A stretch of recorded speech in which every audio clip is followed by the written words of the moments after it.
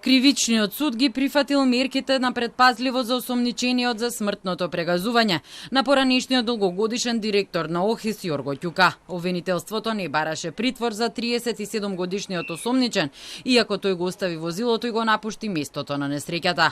Ќука на 3 ноември, обидувајќи се со својот велосипед да го премине пешачкиот премин во близина на мостот Гоце Делчево од центарот на Скопје, беше удрен со предниот дел на пасатот и од тешки повреди почина на лице место. Осомничениот подосна во текот на денот беше уапсен од полицијата. Одземени му се двата пасоши, македонскиот и српскиот, и возачката дозвола, а има и забрана за напуштање на живеалиште и обврска да се јавува повремено кај надлежен државен орган.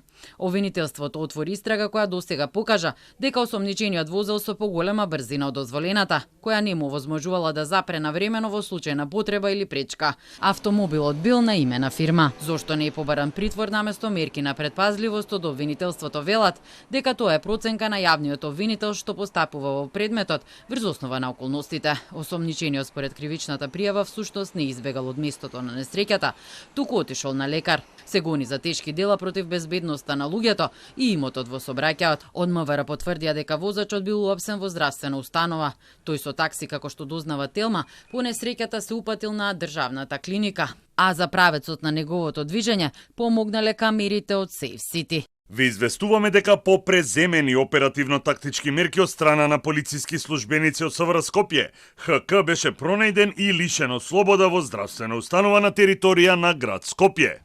МВР после 3,5 часа од несреќата соопшти дека го апсило осомничениот за прегазувањето на Ќука, кој беше истакнат стопанственик, долгогодишен раководител и човек кој остави длабок белег во македонската индустрија и општество. Под негово раководство, ОХИС беше едно од најзначајните индустријски предпријатија во Македонија. Во изминатите неколку денови низ Македонија се случија повеќе тешки сообраќајни несреќи